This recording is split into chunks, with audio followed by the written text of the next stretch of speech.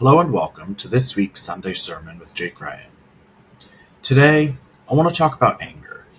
I think it's kind of one of the most misunderstood emotions, and it's something we're all going to experience from time to time. But I think our experience of it is complicated by the way that our society kind of pathologizes anger. Anger makes a lot of people uncomfortable, and that's not without good reason. Overall, one of the biggest challenges is that our society is not really good at teaching us how to handle and regulate our emotions. We're not taught ways to deal with them in healthy ways, to sit with and process and let these big, uncomfortable emotions pass through us. And then this issue is further compounded for men who are conditioned to just not experience emotion at all, which is not a reality because as humans, we all have emotions. Regardless of your genitals or gender identity, you are going to feel things, and they're not all going to be fun. In many cases, they might actually be quite difficult or unenjoyable. And one of the challenges with how men are socialized in our society is that men are taught to externalize, meaning that it's, in a way, socially acceptable for men to take out their anger on others. This can cause a lot of harm to people. And so, for that reason, it does make sense that people get skittish around someone who's angry. Um, but very often, I don't know if I want to say most of the time, but case by case basis, in many cases, anger is justified. Sometimes as soon as it comes up, people want to shut that person down and sort of think like, oh, you're angry. You couldn't possibly be logical or rational right now. You must not know what you're talking about. And that just further invalidates a person's emotional experience. And when someone is already angry and then that anger is invalidated, it's just going to make them more angry. No angry person has ever felt better by someone suggesting that that person does not have a valid right to be angry. So then the question becomes, how do we work with this emotion? Well, it starts with understanding its purpose. Anger is there to protect us. I think it does this in two ways, two main ways. And the first is that it tells us when our boundaries have been violated. If I communicate clearly to you, in any situation, I want to do X, Y, Z. I'm cool with this, that, or the other, and I'm not okay with LMNOP. And then you do LMNOP, yeah, I'm going to be angry because you're not honoring my boundaries, regardless of whether most people consciously realize it. And I do think a lot of us, men especially, as well as white people, a lot of people in our society are taught, really conditioned to be disconnected from our emotional experience and our felt sense. But when we can get back to that, we have a felt sense of things. When someone is not treating you well, it's not just a rational cognitive thought of, oh, I don't like how this person is treating me. We have a physiobiological reaction within us. That is our felt sense. It can be really uncomfortable, which makes sense because we all deserve and want to be treated with respect. And so when we are feeling disrespected, we're going to have some feelings about that. And as I'm sure I said in a previous Sunday sermon, we have to honor our feelings. So anger is an initial reaction when someone is making us feel uncomfortable or just upset. We're feeling disrespected. And so, in that regard, anger does serve a purpose. It does make sense, and it is completely valid. If, especially if you have been clear about your boundaries, it makes sense that you would be upset that someone is not honoring that.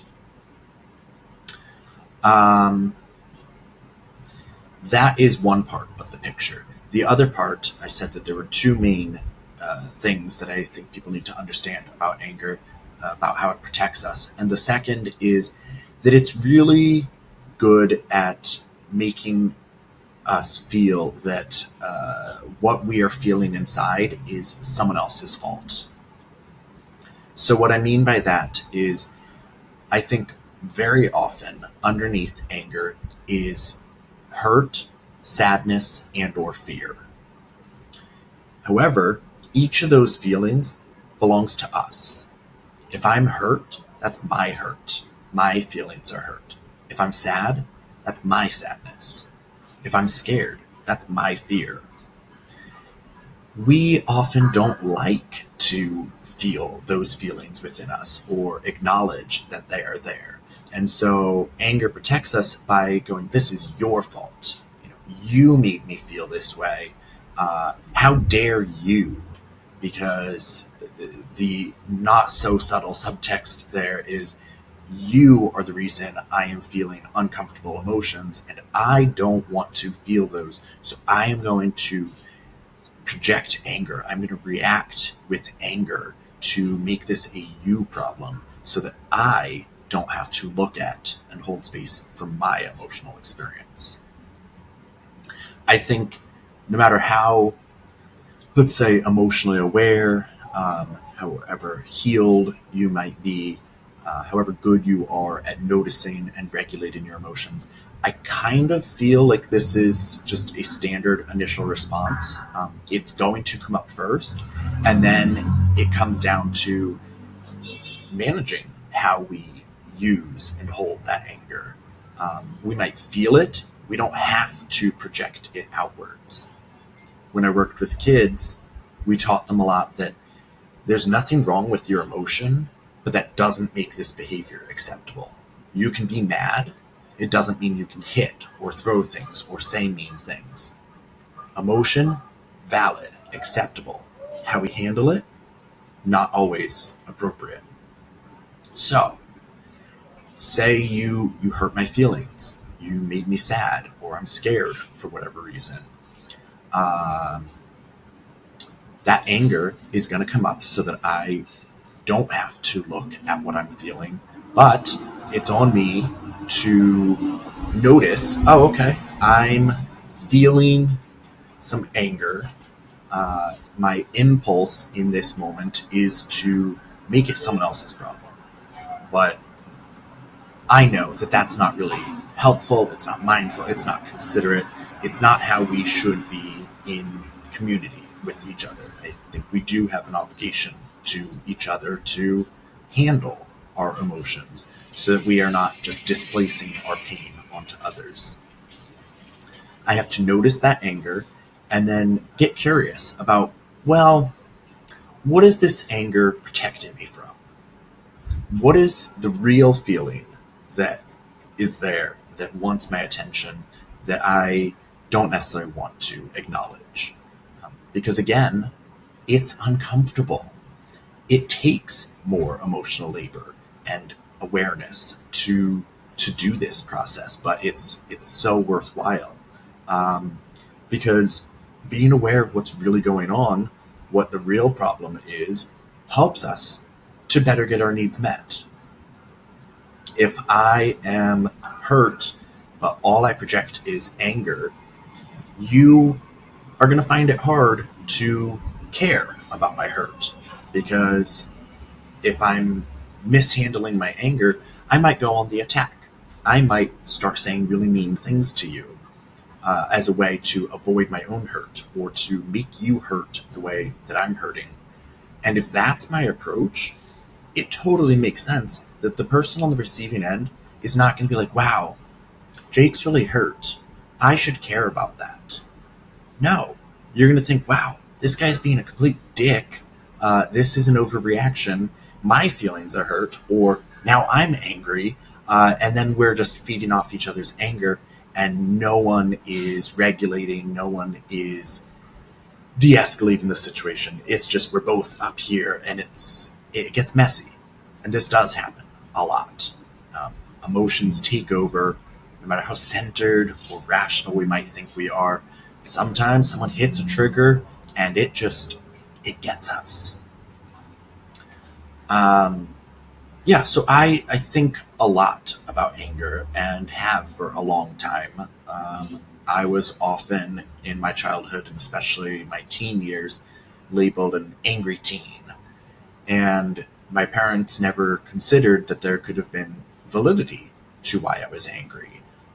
They just, they had their ideas of what parenting should look like, and they laid down the law. These are our rules. You will follow them. You will respect them. Blah blah blah. And there wasn't a lot of, in my experience, it didn't feel like loving concern. It just felt like, you know, rules and order were all that mattered, and like we weren't their children. We were just, I guess, their subjects or in their command. So that really got me thinking of like, what does it mean to have this emotion? Because I was definitely told so often that I was wrong for feeling that way. And as I mentioned earlier, it never made me feel less angry, and in fact had the opposite effect.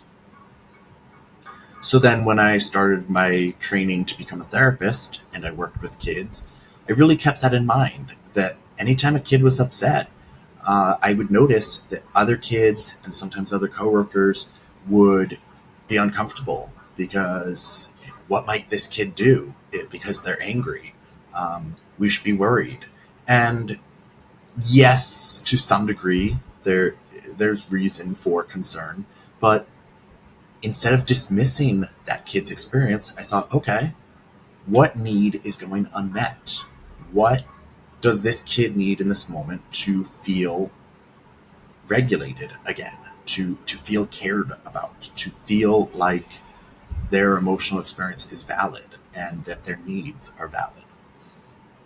And sometimes that just meant holding space for them to shout about something for like 30 to 60 seconds, get it off their chest. And once they sense, oh, this person's not scared of my anger, they believe that I have a right to be angry, and they care about hearing about my experience and understanding what's beneath. Doing that created the space for the kids to connect to their true feeling, which, more often than not, was hurt, fear, and or sadness. So, as I've said in other contexts as well, when I started working with adults, I realized, oh, they are really not so different from children. As adults, we of course like to think that we are so much more evolved than children, but our society has not really equipped most of us with a means of naming and understanding and processing our emotions in a healthy way. And so a lot of us treat emotions not so differently from how young children do. We have a felt experience that needs to be honored, and it is hard and scary to feel a lot of our emotions.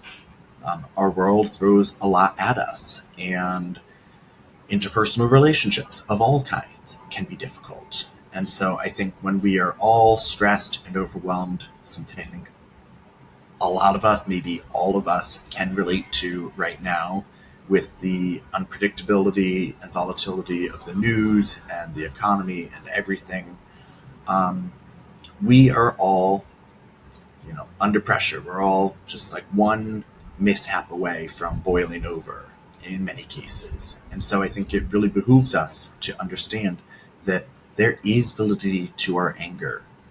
We, of course, have to find healthy ways to handle it. And we have to be willing to get curious about what it is that's underneath and then address that. And understand that if you are a man, it does not make you less of a man to have these fears or hurts or sadness, or to acknowledge them to yourself or to others. We have to do a lot of relearning, essentially, because we were taught a lot of BS that does not help us, and in fact is what has in many ways gotten us to where we are today. So Yeah, I mean, I could really talk about anger for forever because so much of my work has been with boys and men, and I really feel for the ways that our gender has been just kind of painted as this monolithic thing of men don't have emotions, and somehow anger is the only valid emotion that men are allowed to experience and display.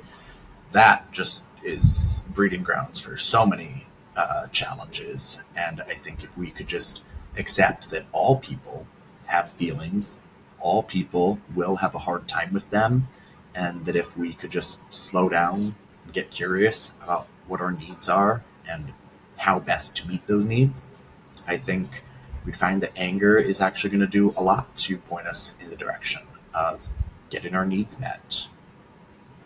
So that's all I got for today. Thank you for watching. Please pass this along to someone else who you think could benefit from this, and stay tuned for more Sunday sermons every Sunday. Until next time, I'm Jake Ryan.